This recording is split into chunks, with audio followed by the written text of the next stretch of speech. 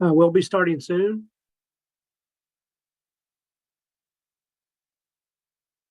Feel free to use the chat box throughout the day's presentation. In the upper right-hand corner, you can choose Edit My Info to enter your first and last name. Good morning and good afternoon. My name is Mark Taylor, and this is a SAMHSA Native Connections overview of the NC Approach Part 2. Getting ready to collect data. Along with the Native Connections team, we extend a warm gratitude to you all for joining us today.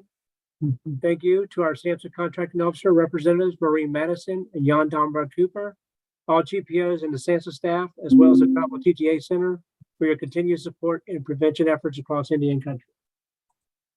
Really good way to start us off on this webinar today. I'd like to welcome you all here today for this part 2 of this Native Connections approach. My name is Deborah Radler. I'm a grantee technical assistant, and I've been with Native Connections since the first cohort. I'm Grovant from North Central Montana.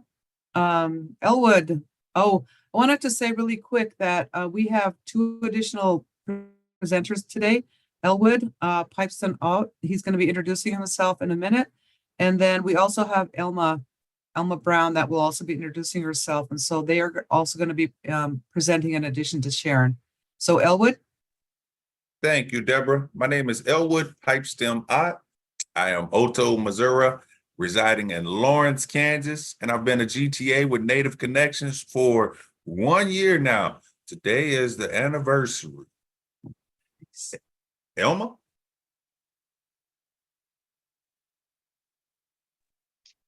Thank you, Elwood. Dose. My name is Elma Brown. I am a GTA and have been with Native Connections since October of 23. I am Northern Arapaho from Wyoming. Sharon, please introduce yourself. Hi, good afternoon. I'm Sharon Eagleman, and I am a member of the Fort Peck Assiniboine and Sioux tribes of Montana and northeastern Montana, and I'm also Little Traverse Bay Band of Ottawa Indians from Michigan on my mother's side. And I live in Lawrence, Kansas, and I've been a GTA for 2 years. Thank you. All right. Thank you for those introductions. So, today the focus of our webinar is going to be on data, but data is just four letters there, but it really packs a big punch in our programs. But data allows your programs to really measure how effective your strategies are, how your activities doing, the efforts that you put into your program. You really have to make sure, that your data really does help you measure success.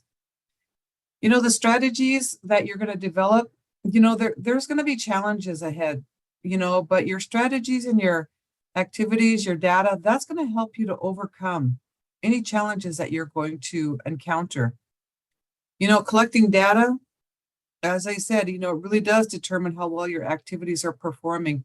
It's going to help you really determine how well they're being received, by your youth, by your communities, and it really helps you to really know how to kind of tweak your approach. Where do you need to make those minor changes or, make something a little bit better that maybe didn't quite work last time, but you want to try it, another way. Data is really going to help you to do that. And all the grantees, you all have your quarterly reports in SPARS, SAMHSA's Performance Accountability and Reporting System. On your monthly GPO calls, your GPOs will remind you when your quarterly due dates are, coming up. And if you have your data, if you have a way that you've been collecting that, you're going to have no problem doing your SPARS reports, and your GPOs are going to be there to help you, enter those, review them, and make sure that you're on time with those. Your performance goals are really what, that's really where you're going to be looking at your indicators. But then in order to collect your indicator data, you have to generate that data. And that's where your strategic action plan comes in. Now in Native Connections, we have 3 major tools that we provide to you. And again, we developed the community systems analysis, the community readiness process, and the strategic action plan process. Each one of those has tools, they have manuals, templates, and a lot of instruction from your grantee technical assistants. And, if you use these tools in your first year and the subsequent years, you're really going to set the foundation for your program, because we want to support your success. Each of these tools will help you to assess and measure your community strengths, because you're going to be building capacity because that's what you're going to do to fight against suicide and substance misuse. Together, these 3 tools that we're going to talk about today are really going to help you develop a powerful capacity building process that's going to lay a really solid foundation for your program. And that's going to continue, to provide that foundation for you as you update your program each year. We have many of our grantees are returning grantees. Maybe you've been on a previous cohorts and now you're coming on board at this new cohort 9, or maybe you're cohort 8 and you were with one of the earlier cohorts. But I think by now you should really see that, you do tweak your strategic action plan every year, and that just makes for a stronger program. And again, as we move through our slides today, you're going to hear about the community systems analysis. Now that's going to help you with your needs assessment because it's really going to help you to understand what are your existing relationships in your community that impact your youth. What do they do? Who are the people in those programs? How do they work together? How don't they work together? That's also something that we need to really examine, because then you're going to hear about how the community readiness model, there's an assessment process there that's going to help you determine your 6 scores. And again, with the community systems analysis and the community readiness model, 6-dimensional scores, you're going to be able to really develop a powerful strategic action plan that's going to meet the needs of your community, of your youth. And that's how you're going to start making a lasting change to prevent and reduce suicide and substance misuse. So this is going to be a journey. We started in part 1, we're continuing in part 2. The next slide.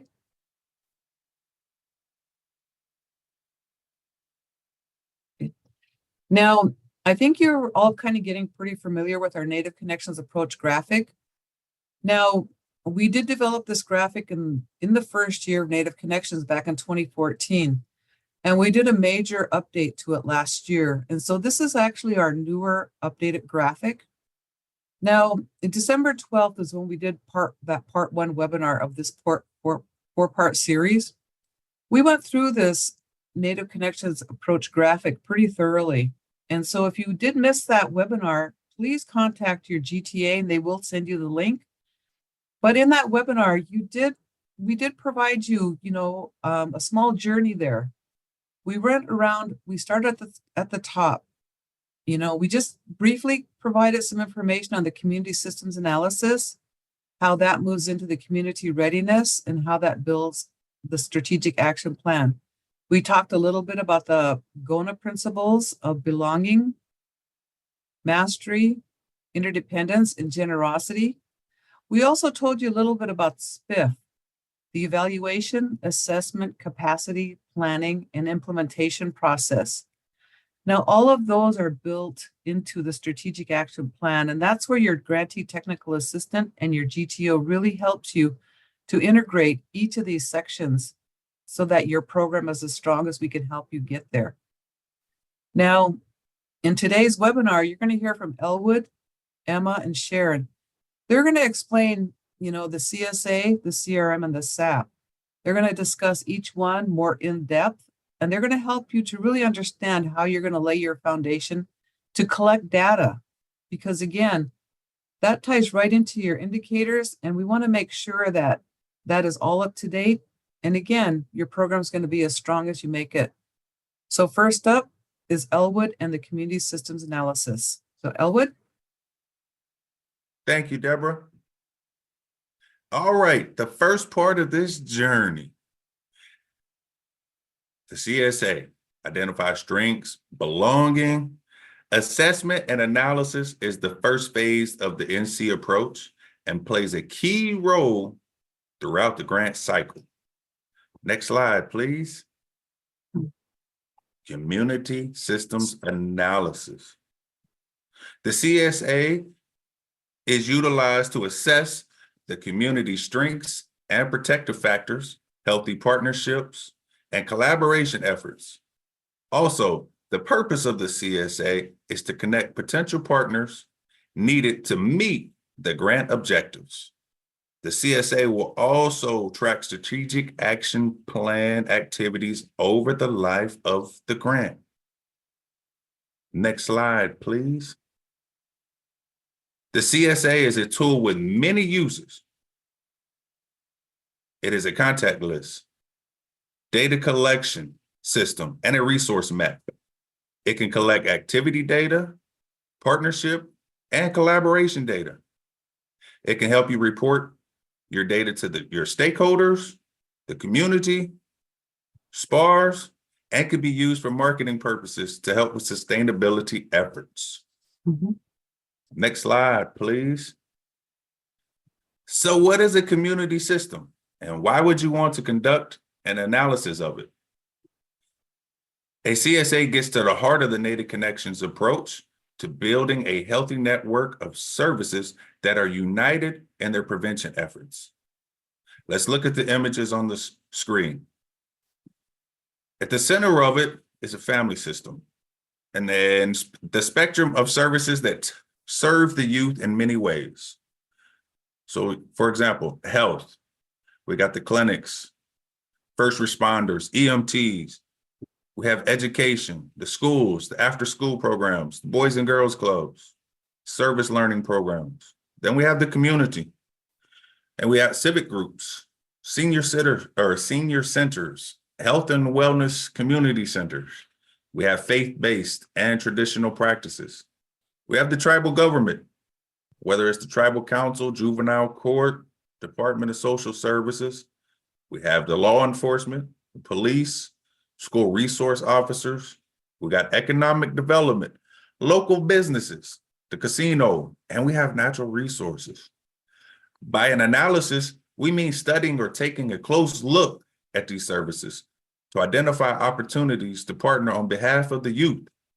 A community system analysis is research that you collect in support of building relationships and looking for connections.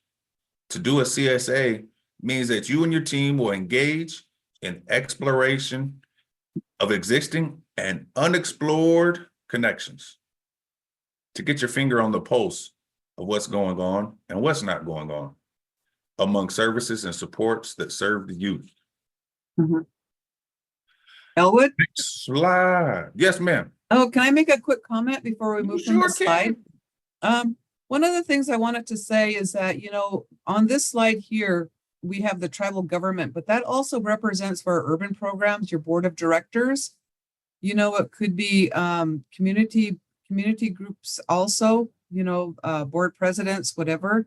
So again, each community makes this their own and they determine what these systems are going to look like for them. Sometimes some of our Alaskan grantees, especially in some of our villages, maybe you don't have all 8 of these systems. Maybe you only have 4 or 5 of them. So you work with your GTAs to really determine, you know, what systems are in place that impact your youth. And so that's what you're kind of looking for here, you know, and with your faith-based and traditional practices, you know, many of our Native Connections programs really partner with mainstream churches because that's where the space is at. You know, they open their community rooms up, you know, for community groups to use. So if that's where, you know, if you are partnering with churches, make sure you add those to your CSA, because again, you're looking at building capacity. And traditional practices, that could be individual people. You know, maybe there's a specific person that opens up a meeting for you with a traditional prayer, or maybe you have a a community event that happens where where you have again, a group of people that's going to open your event up, list those people in there because those are very important partners that you want to make sure that you're keeping track of. Because again, you're building capacity, using the CSA. And I think one of the things, about this community systems analysis, it's a needs assessment. It helps you really identify the strengths and challenges in your community. And working with your GTA, you figure out ways to meet your challenges, to get those solutions. When you identify threats, you want to make sure that there's a solution to that. And again, that's where that GTA grantee partnership is so important when you're really looking at your community systems analysis. So thank you, Elwood. Well, thank you. I appreciate it. All right. So next step, we got a question. Feel free to raise your hand if you want to come off mute, or you can enter it in the chat box. Don't type too fast. So the question is, who do you predict will be your most helpful partners and why? And if you want to raise your hand and come off mute so you can get, a little talking time, feel free to. Mhm.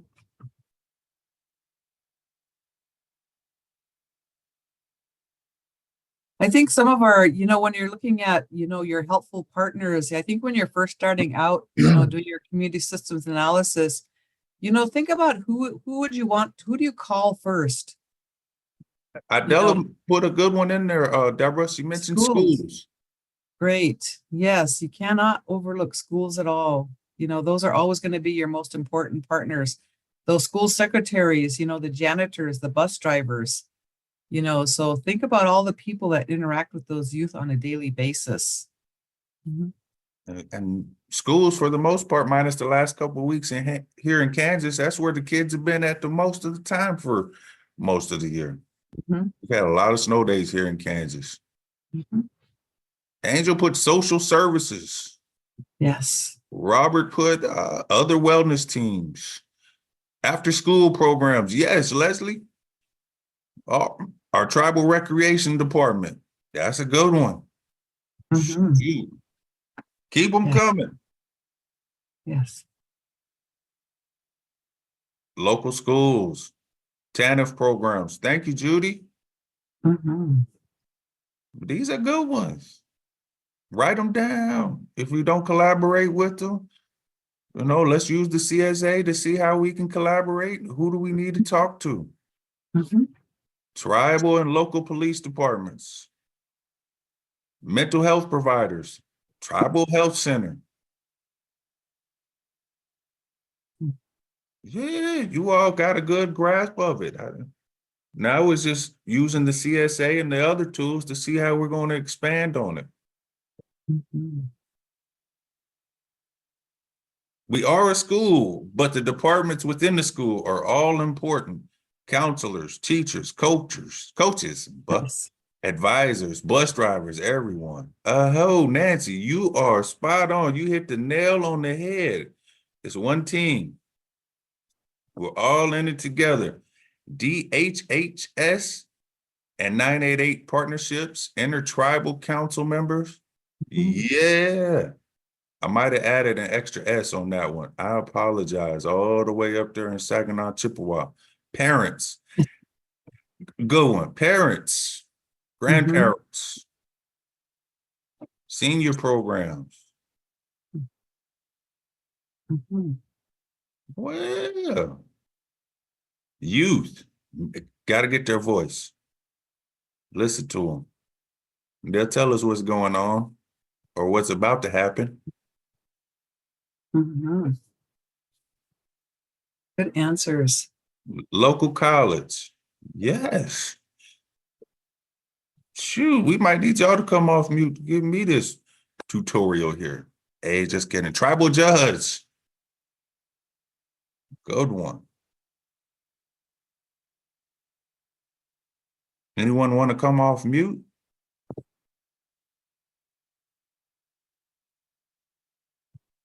I don't see any hands up. That's all right, though. That's all right. I'll come off mute. This is Amy with Saginaw Chippewa Tribe in mid-Michigan. Who? We have a lot of quite a few partnerships already within the tribe. We have some partnerships locally within the Mount Pleasant, city of Mount Pleasant area.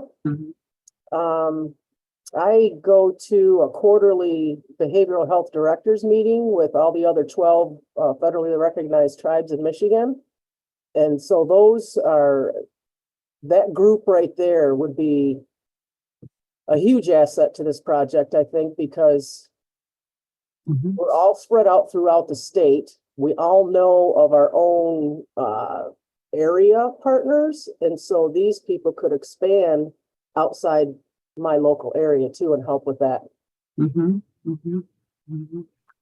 I agree. I appreciate you sharing that. Looking forward to connecting and taking this journey with you. Thank you. Anyone else? Going on 3 to the next slide, Mark. 1. Youth and elder engagement surrounding language preservations. Boy, I can't talk today. That's a good one, Angel. Mado, appreciate you sharing that one. 2. All right, Mark, next slide. Oh, you already got me. Boy, look at it. Teamwork makes the dream work. Purpose of the CSA: measure where the community is, what is currently happening in the community, information gathered at the beginning of the project, and basis for comparison with subsequent acquired data. It's a tool. It's also going to help you with reporting, SPARS. It's going to help you with marketing. It's going to help you collect the responses and voices of those that we can connect with. Everyone that we just mentioned in the chat box, how we're going to get them all to the table and how we can collaborate, and it's a starting point. There's no right or wrong. Deborah says it a lot, maybe there's someone we haven't connected with or collaborated with on an event. We used to.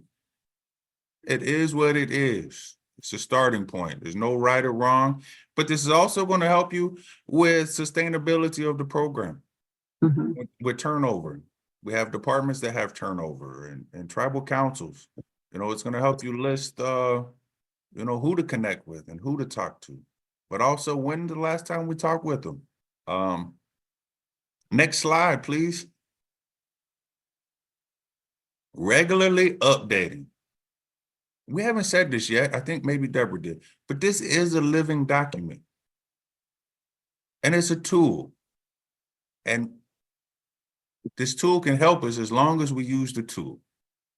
There was an example I was going to use, but I forgot what it was. But it's there to help us. It can keep track of new and evolving changes, improving relationships, and it's going to sustain the collaborations. Check it on a regular basis, update it on a regular basis, whether that's daily, weekly, monthly. The more you use it, it makes things a little easier for you too, especially with reporting. I know we got those quarterly reports, and sometimes we scramble at the last minute to get the reporting done. I'm just using myself as an example. So it'd be nice to use this. That way, when we do need to submit our report, or when we do get an email or a call from one of the, stakeholders, we're able to provide them information that is up to date. Next slide, please. Data. As a team, begin filling in the tables with information from the grant application and your community knowledge. Get everyone to the table, share their voices, convene your advisory board, connect with the schools, connect with the team. I think someone mentioned earlier the secretaries, the bus drivers, the counselors. How can we gather input from everyone? Schedule a community mapping activity. That is actually a fun activity to do. And it helps us see where we're at and our reach and see where maybe we got gaps that we can improve on. Next slide, please. Teamwork and data. Actually, the tool's got some very cool capabilities. It can break things down in a pie graph, you know, even for events. If we use the tool and we host an event, we can see which one of our collaborators have been collaborating with us a lot. We can see which resources they've been providing. And we can also see where maybe we need to increase efforts of collaboration for different events with some of the partners that we work with. You can use this in your marketing campaign, your data. Keyword a lot that you're going to hear throughout here is data or data. Tomato, like Deborah said earlier before the call. Call it what you want, but this is what's going to help you. And this is what's going to be able to provide the sustainability or increase the sustainability of your efforts beyond our time. Let's make this journey a little easier. Next slide, please. Next, I will turn it over to Elma Brown. Thank you, Elwood. We are now going to discuss the CRM, and we will start off with a question. Is the CRM new to you? And what is your experience with the CRM? Please respond in the chat box or feel free to unmute yourself to reply.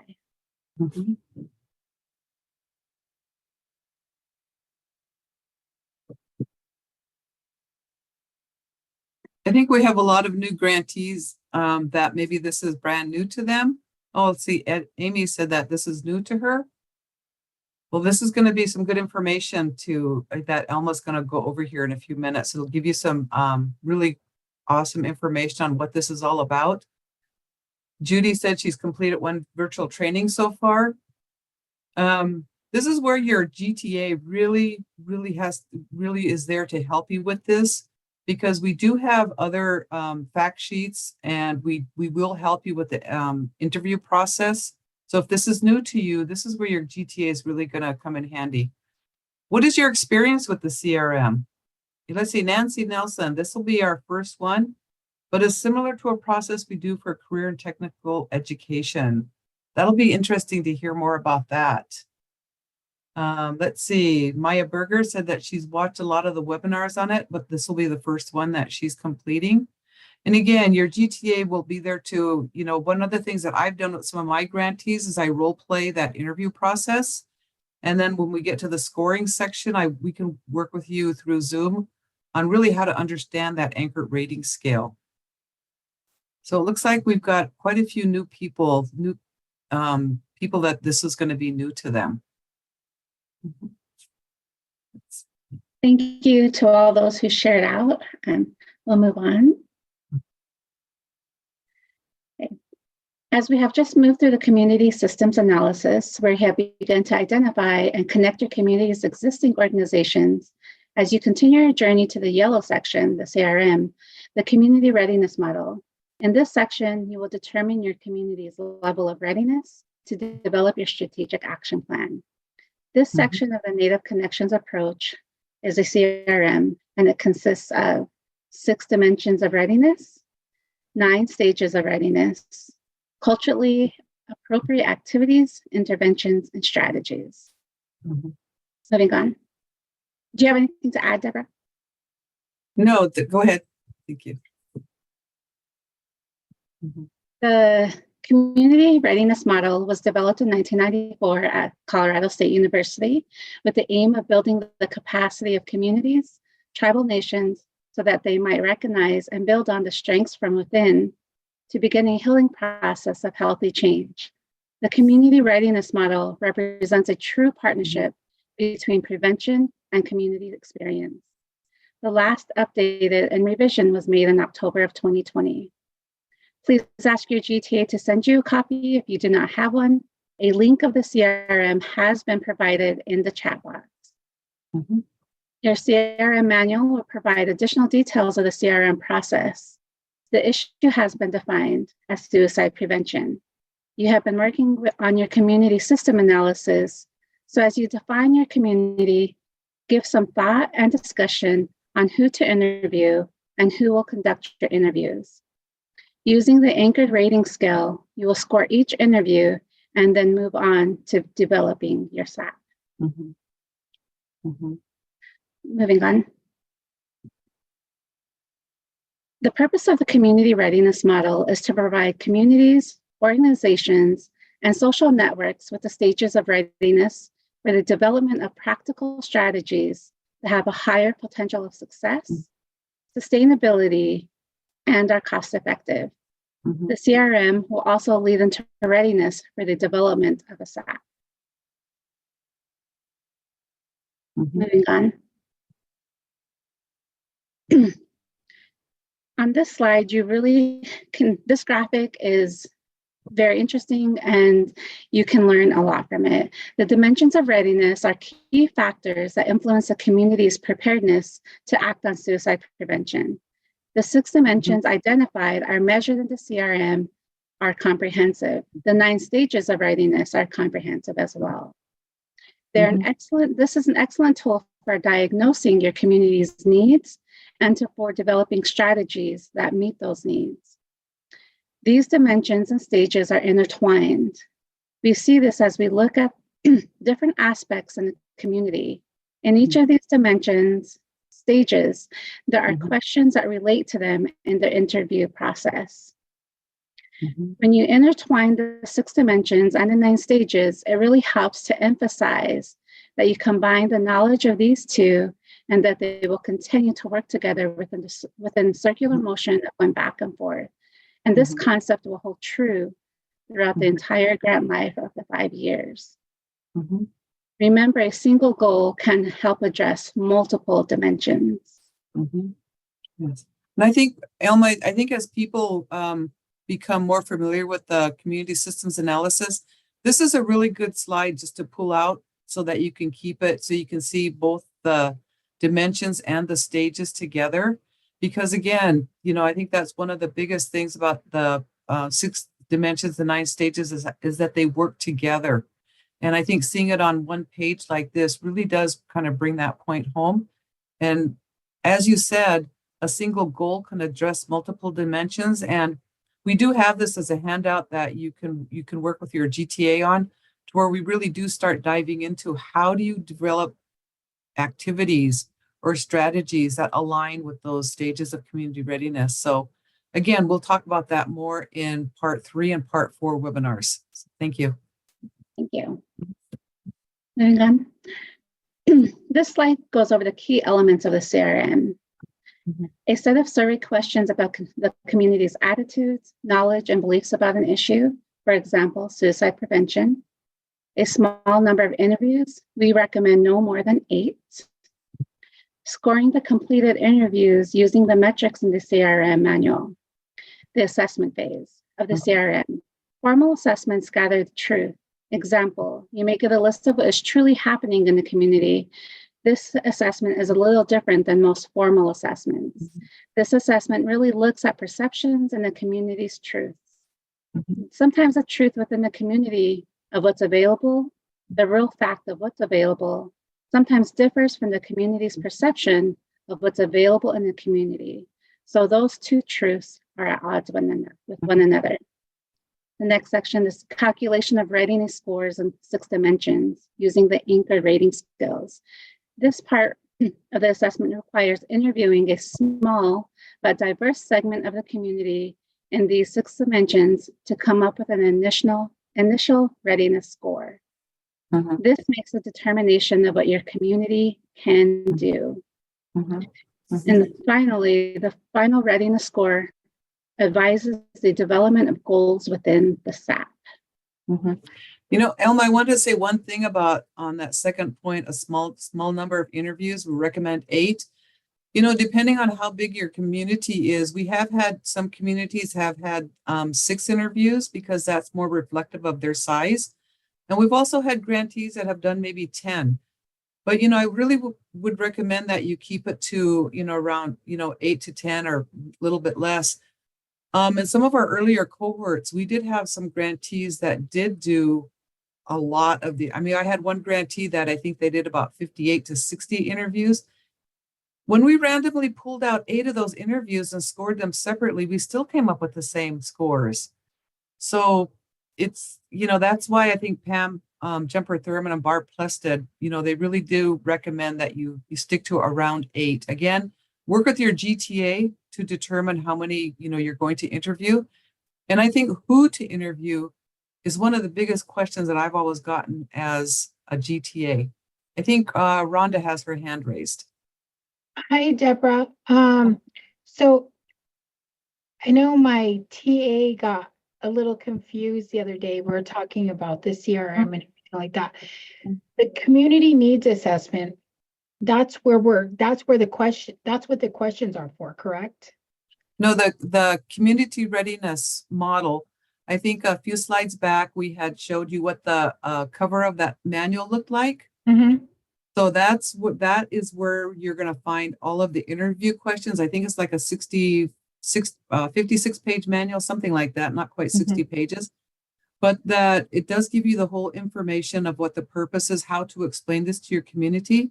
And there is a full interview script in there that your GTA can, I have used that to practice with my grantees when they're getting ready to do this.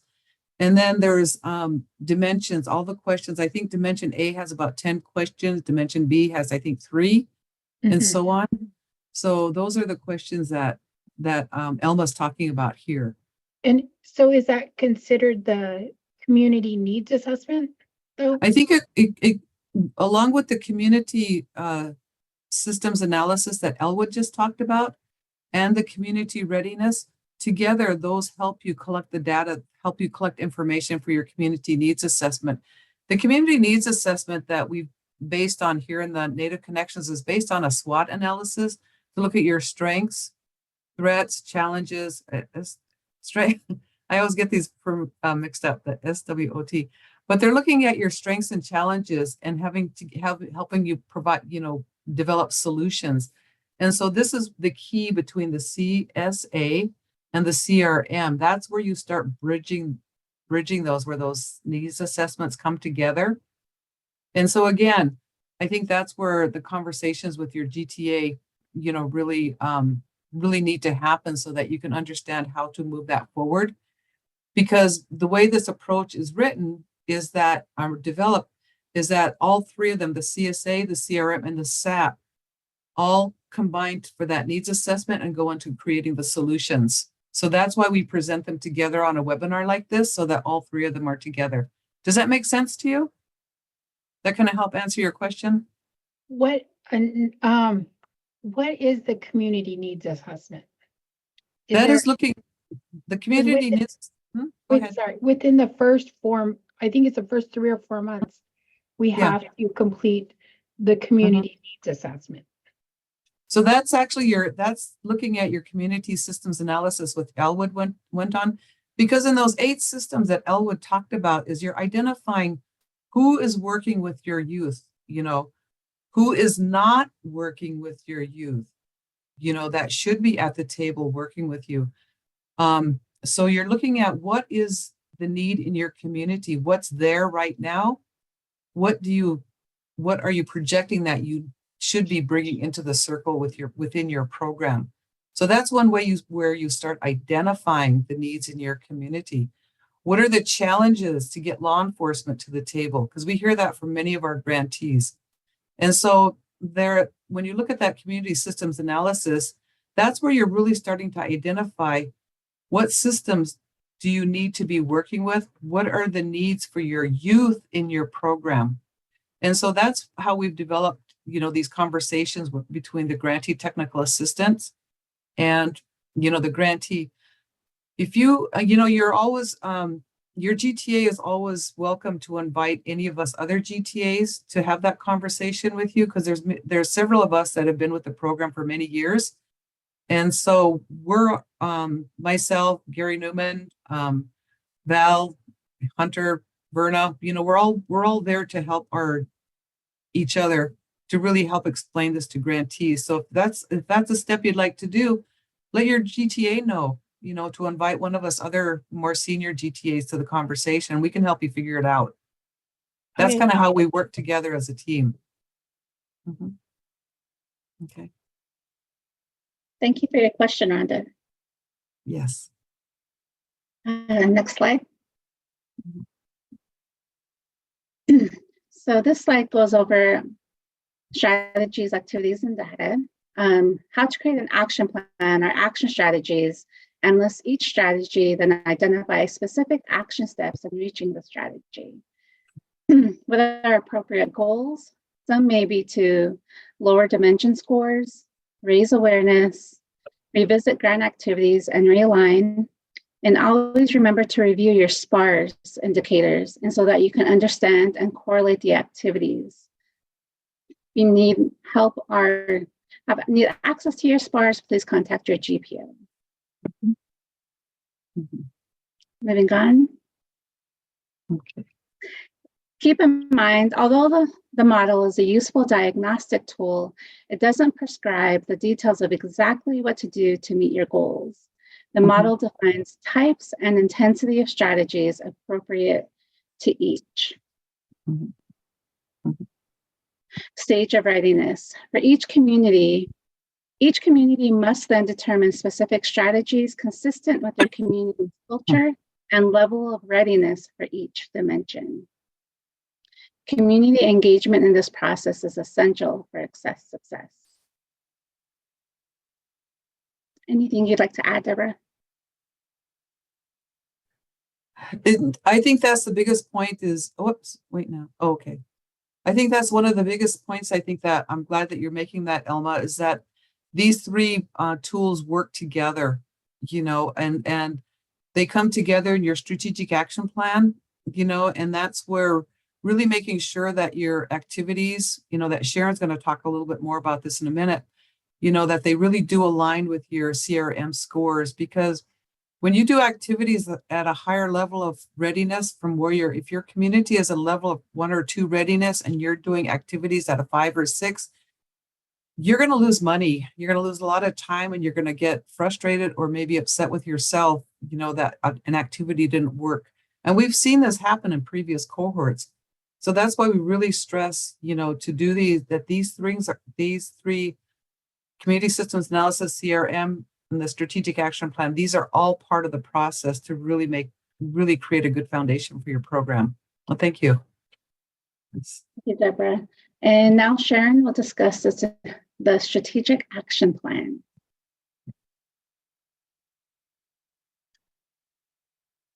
Thank you, Elma. So we are moving on to the next section. This section of the Native Connections approach is the planning stage. SAP development starts with the data you have collected so far, which includes the CSA, the CRM scores, and any other needs assessment data that identifies gaps in services. In this stage, you'll be promoting mental health through the development of your strategic action plan. This slide shows what the cover of the strategic action plan template looks like. This and other resources are in the Native Connections Resource Center, what we call the NCRC. So for our new grantees, we want to make sure you have access to the Native Connections Resource Center and become familiar with all of the tools in different sections that are available for your use. If you do not have access to the NCRC, please let your GTA know, and they will make sure you have access to this template and the NCRC. Please take some time to get familiar with the Word version of the SAP workbook, which is a template. It includes examples of goals and objectives, and it also includes a fact sheet at the end on how to develop SMART objectives. A strategic action plan, your SAP, is a story of how you plan to make a difference in suicide prevention. The activities are stories about the work you are doing to make change happen. Data supports the story, and reporting your data tells the story. A strategic action plan is a tool that helps you make your vision for change a reality. It's a roadmap that clarifies where you want to go. In addition to being a plan, the SAP is also a process that brings everything together. Collaborating with others in the community to write and develop your SAP builds awareness and connectivity. The SAP is strengthened by data you collected through the Community Readiness Assessment, Community Needs Assessment, and Community Systems Analysis. This, you now have a better understanding and a clearer picture of your community's level of readiness for change. Next slide, please. So now we will go through some key elements of the strategic action plan. What specifically do you want to accomplish? Why are we taking action? The vision can be described as the big dream or overarching goal that is the target for the plan. A vision statement describes what your community is aiming for at the end of the 5-year grant. It describes what the youth and community will be like or would be doing if the Native Connections project is successful. For example, a vision statement could be something like, our youth live in a safe community that supports and encourages them to practice healthy ways of being and cultural traditions. The second part, goals. Goals are long-term accomplishments that move you toward your vision. These can be described as the big stepping stones, the goals you'll need to accomplish to get to your vision. But moving from goal to goal may be difficult, so you'll want to break down the goals into smaller stepping stones, short-term goals, which we call objectives. In order to accomplish objectives, to make them happen, we need to determine and decide what activities will help, who will do what, and when. Activities are the action in your action plan. Deborah, did you have something to add? Oh, I think your activities are just such an important part of your plan. And, one of the things I always, when I'm working with my grantees, I always think, what is a step-by-step? What are 4 steps to making an activity happen? People forget about scheduling a room, finding space. What about your social media? How many steps does it take to get that word out into the community? So sometimes, you depending on where you're at in what year you're in your cohort, you might need to really detail out, especially if you have new people coming on board and your volunteers, you want them to make sure that they really understand what are the steps to that activity. Just what are 4 simple steps that you could list there? And that gives your GTA or your GPO information on the action that you're actually going to do to make that activity a reality. Yes, thank you for adding that. So, the activities, they're the action in your action plan. And as Deborah said, that could include meetings, scheduling meetings, calling, contacting people, emails, events, data collection, and just all of the things that are involved, all of the things like Deborah said that lead up to that. So in order to track whether you are on target towards your goal and closer to your vision, we evaluate progress by predicting results of objectives, and we call those outcomes. So if we accomplish this objective, we'll reach this outcome. So, and then for the last one on evaluation, data and sparse indicators that you collect will help you evaluate your program. So you could think of this, when you're planning a presentation or event, I think of it like this. I ask myself, how do you know you are doing a good job? And how will you know if the youth and community members who attend your event or program learned what you wanted them to learn? Another thing to keep in mind too, is when you're looking at the strategic action plan template and you're filling that out at the bottom, there is a space in there to really detail your measurement tools. How are you measuring your activity? Are you collecting sign-in sheets? Are you keeping track of your agendas? How many pieces of, how many handouts are you giving out, pieces of material you're giving out at a tabling event? Those are ways that you're going to get your SPARS indicators. Make sure you understand your indicators, talk to your GPO about them, and then really look at, filling out how you're going to collect that data, and that's one way really to keep your program on track with that evaluation section on that SAP, on that strategic action plan template. Deborah, we have a question in the chat box. Can you Okay. remind us of what SPARS indicators are and where we Oh. can find? The SPARS indicators are provided by your government project officers, your GPOs. And so everybody on this webinar should have a scheduled, you should have a scheduled GPO call. And then, if you're cohort 9, you should be having monthly calls. Maybe that's cohort 8 also. I think some of the other cohorts, 5 and 6, maybe you're on bi-monthly or quarterly calls, but contact your government project officer, your GPO. Your grantee technical assistant can provide you with a 1-pager if you're not sure who your GPO is. And that we have some information on that later on in this presentation also. Okay. Next slide, please. How comfortable do you all feel using the CRM and CSA to strengthen and guide your SAP? Please feel free to come off mute or write up your reply in the chat box. Mhm.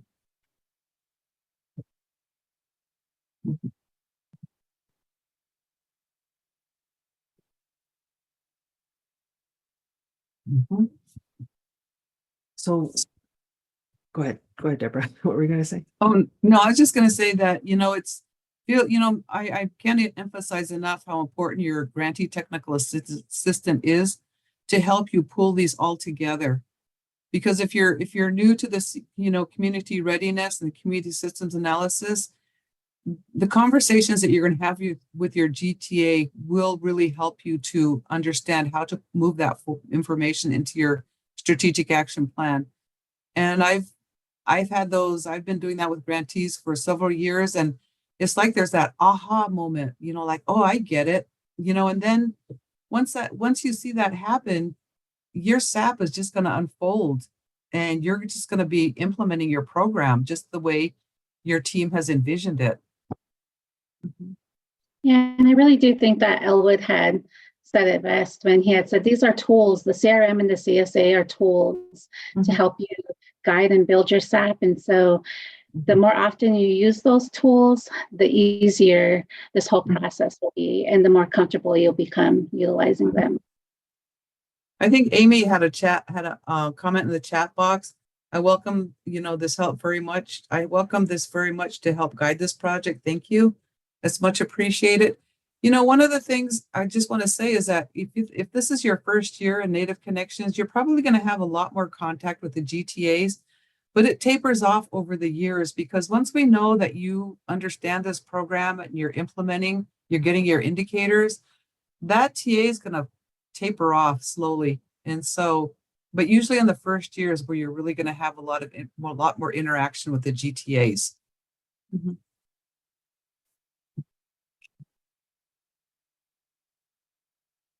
Let's see, Sarah Pearson, is there any comments that you'd like to make at this point? I've seen her here.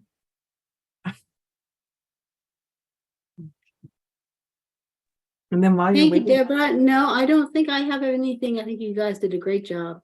Oh, okay, thank you. we have a Nancy wrote such an alphabet soup of platforms and documents. It is overwhelming. Yes, I agree. I agree with you, Nancy. Thank you for sharing that.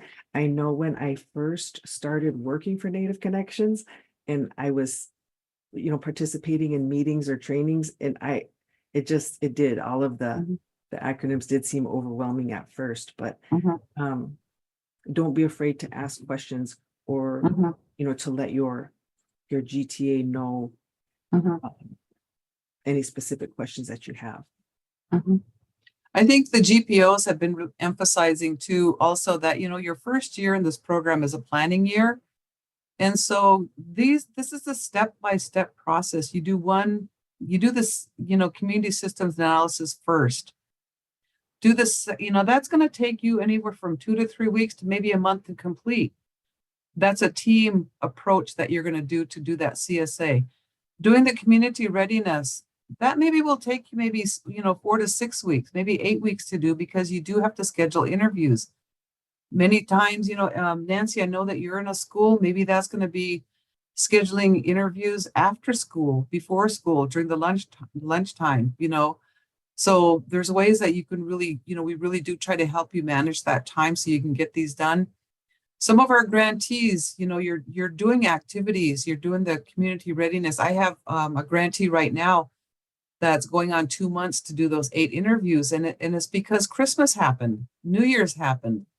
You know, there's activities, you know, I think she got sick in there in the middle of that. So it gets stretched out sometime, but you know, if you take your time doing these, your GTA will help take the confusion out of this. That's one of the strengths of this program, is that we're with you for the full 5 years to help you with this and to help you get through those roadblocks when it does feel overwhelming. Because as Sharon said, this is a lot of information, but if you follow the process, you're going to have a really solid foundation, and your second year is going to go much smoother, and you'll know what you know, this will all come together for you. So I just really want to reassure you that this will all make sense.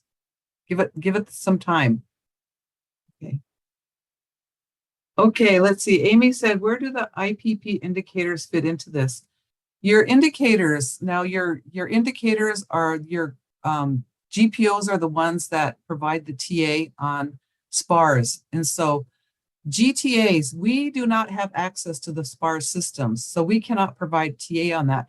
But we're experienced enough to understand where it fits into this system. Your indicators for each of the cohorts, you do have different, cohort indicators are different from cohort 9 indicators, different from cohort 5 indicators. So please contact your GPO to make sure that you understand what your indicators are. In your NOA, there is a link in there, I think, to your indicators. So I want you to make sure that you talk to your GPO about those. And where do they fit into this whole thing? When you're looking at your strategic action plan, that's why we put such an emphasis on evaluation, outcomes, and outputs, because that is how you're going to generate your indicators. Your community systems analysis helps you to really keep track of your collaborative partners, which I believe is an indicator. Keeping track of individual participants is another indicator. I'm not going to call out which indicators they are. You have to look at those with your GPO, but those are indicators for all of the cohorts.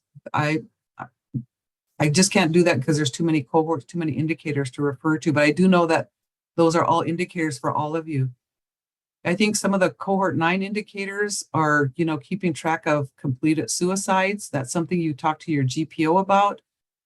Some of the other indicators that are in there will be talking about collaborative partners. So again, you all have GPO calls that should be scheduled. Bring that question up on those calls so that your GPO can advise you on that. And that I think we're going to get to these one-pagers here in a minute. Are the indicators something we need to be working on now, or do they come after the indicators are built into this process? If you're a cohort 9 grantee, I think you're not going to be counting any indicators till the second quarter. I think that's what your indicators say.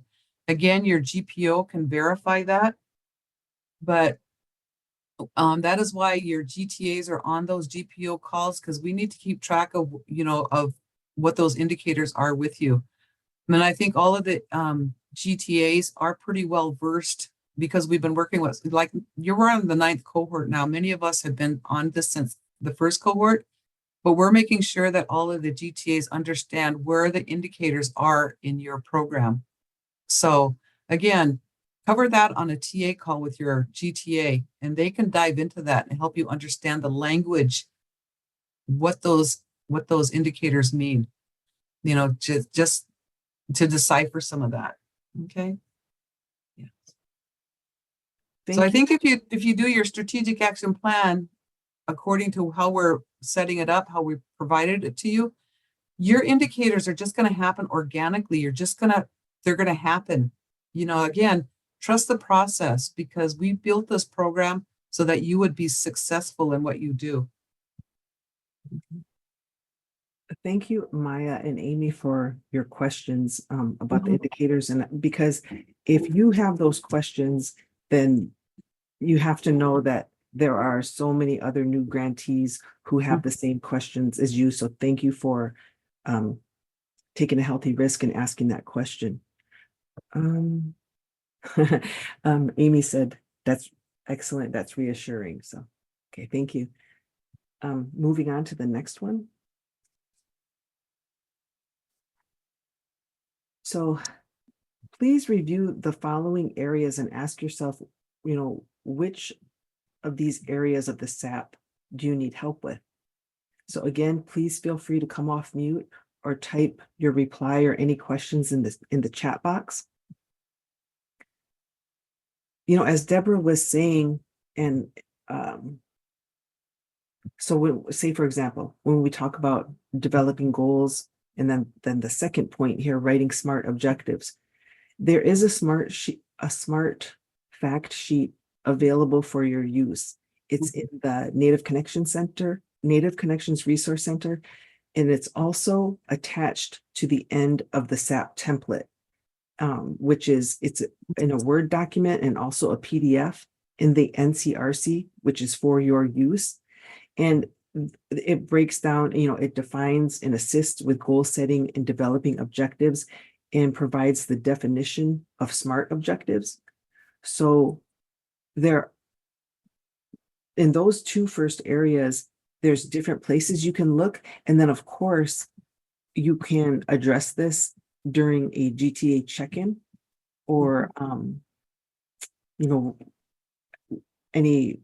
you can always touch base with your GPO during your calls and get their feedback as you're developing your strategies that align, with your scores, getting feedback from them. The third point, determining the lowest CRM dimensional scores to assist with selecting strategies. So what that is referring to is if you focus on the two lowest CRM scores to develop strategies to include in your SAP, you'll continue to see a rise in the scores. And then you may want to focus on two different goals the next year, and then maybe two different goals the year after that. And so at the end of the 5 years, you will have moved through so many of these stages. And the strategies that are included in the community readiness model, they're specific to your community's level of readiness. So it's just important, like Deborah said, to just trust the process and start where you're at. If a community is a 1 or a 2, that's the way it is. And there's nothing wrong with that. If communities were coming in here with higher scores of 6 or 7, Deborah said, then maybe they wouldn't need a Native Connections program if their scores were that high coming in. And so just know that if your scores are lower, that's fine. And then we're going to address that by starting with the lowest ones. Sarah or Deborah, did you want to add anything to that part? I put the SMART objectives and that's the strategic action plan checklist. I did put it in the chat box. You might have to scroll all the way to the top of the chat box to find those. I think I did that right before the webinar started. I also added the CRM template, the community CRM manual, the community's systems analysis template, and I think there's a SAP template in there too. So if you don't have those, your GTA can send those to you. Nancy, after I'm finished with my part, I'll go ahead and I'll put the fact sheet back in again because Nancy had a question. She asked if we could put it back because it must have posted before she joined the meeting, so she doesn't see it. So we'll go ahead and do that before this is over. Thank you for asking that. Yeah. And okay. So okay. Are there any questions so far about any of the first 3 things that we touched on, these 3 areas of the SAP? Okay. So for number 4, for tracking and monitoring data, Deborah did touch on that earlier. I didn't know if you wanted to add anything. Just that, that strategic action plan template, there is a section in there on tracking and monitoring data. But we also have 2 more webinars in this series, part 2, part 3, and part 4. We're going to be talking a little bit more about the evaluation toolkit, which is available to everybody. If you'd like to see it before then, it is in the NCRC. And that does provide more in-depth information on tracking and monitoring data and outcomes. Mhm. So that leads us into the next area of determining outcomes. So it's helpful to remember that the point of developing objectives is to accomplish the goals that you've defined in the SAP. So outcomes describe the anticipated or predicted results of the work you planned. So they determine how we will know we accomplished our goal. And outcomes are measurements showing the objective was met. And the examples of outcome measures you will collect could include, and Deborah touched on these earlier, it could be sign-in sheets for your program or activity. It could be student and parent surveys. And once you get down there, policies adapted by your tribe. Those are some examples. And again, they're also in the SAP, at the bottom of each goal. And then if Deborah, I think, did you want to touch on the last one, Deborah, just about updating your SAP Yeah. regularly, the importance of that? Yeah, it is really important for you to update your SAP. You know, every year you have to do an annual report. And I always say that's usually a good time to start looking at updating your strategic action plan at the same time you're doing, working on your yearly report, because then you want to determine what worked, what didn't work. Is there an activity you want to continue with that you want to maybe add a little bit more detail or maybe there's an activity you want to remove because it's not right for your community. So updating regularly, it really does help keep your program right on target on what the youth in your community needs. And when you're updating your strategic action plan, discuss that on your GPO call.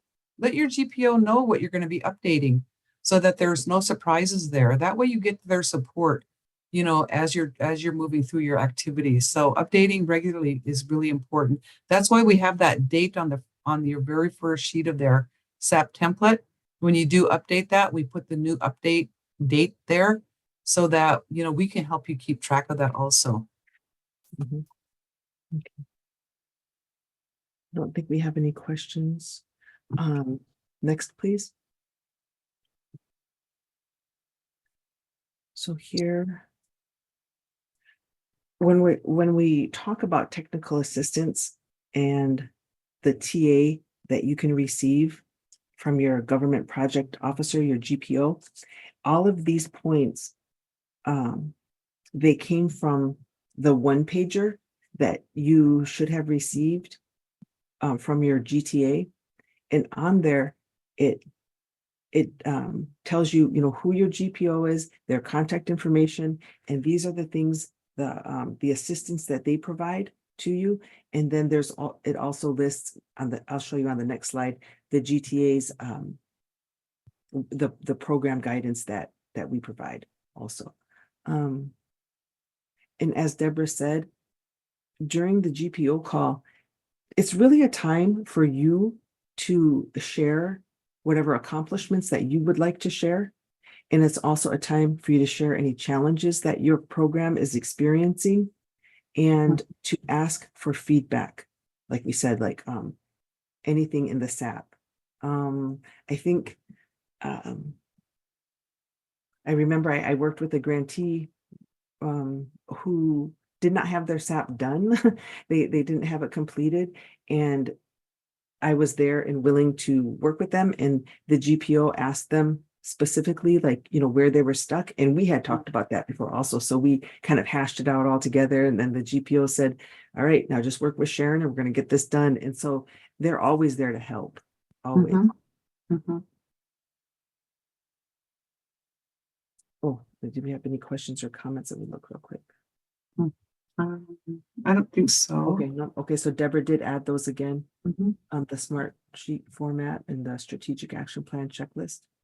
Okay, next slide, please. And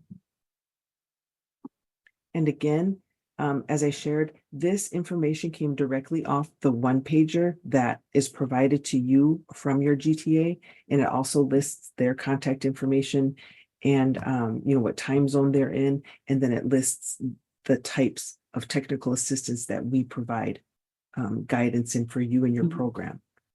And I always think that the strongest grantees are the ones who utilize TA. They're Mhm. not afraid to ask their GTA or their GPO when they don't understand something or when something is not clear. And like I said, I know that some of the acronyms and then just some of these tools they may seem overwhelming right now, but if you work with your GTA and your GPO and you break it down, it's not as overwhelming after all. Mhm. It could be something as simple as I've had a few grantees and they're totally different. One is a large urban Indian center. The other is a smaller program located in a tribal community. And they both asked me if I could provide them with a past example or just, an example of the SAP goals, objectives, activities.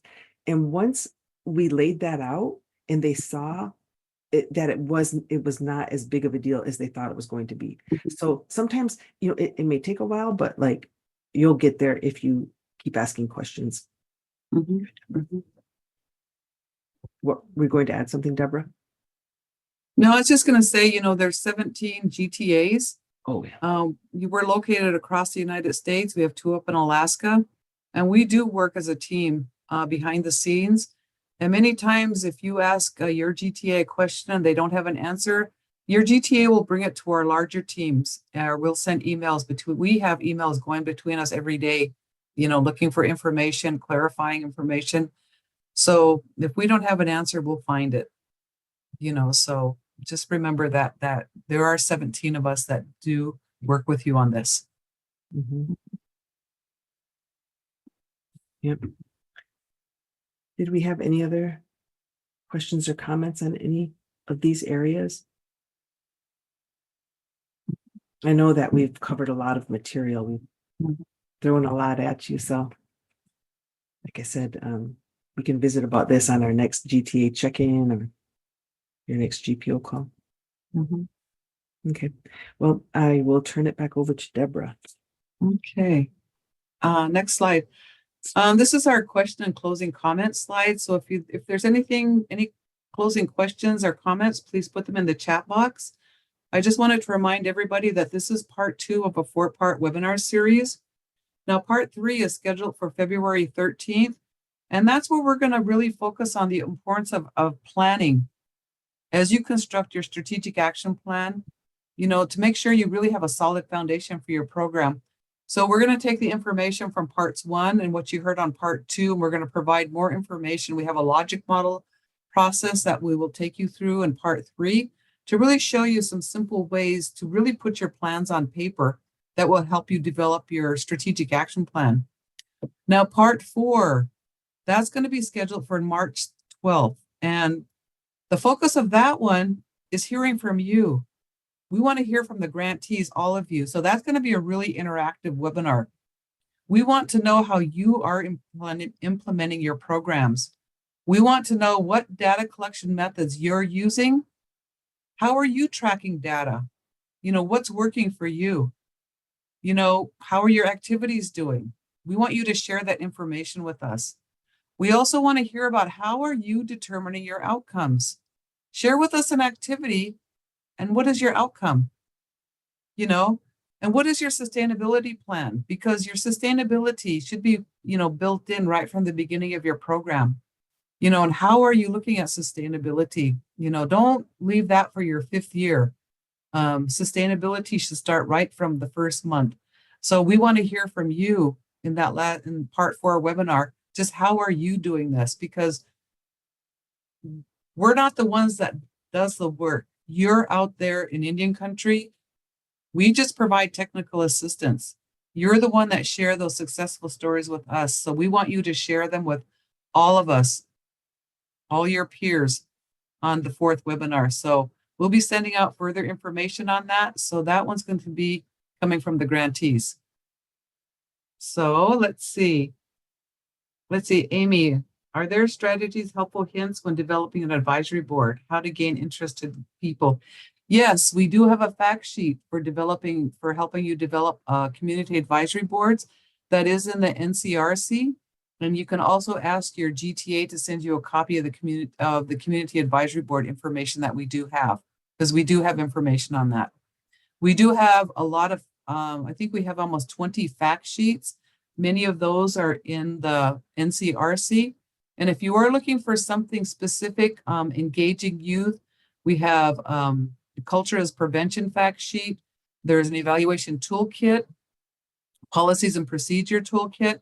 We've got the Native Connections curriculum. We've got lots of webinars.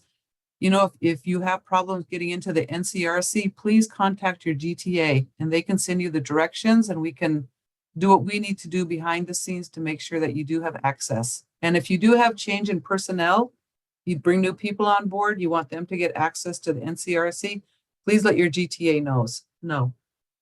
So I think that's the end of our webinar today.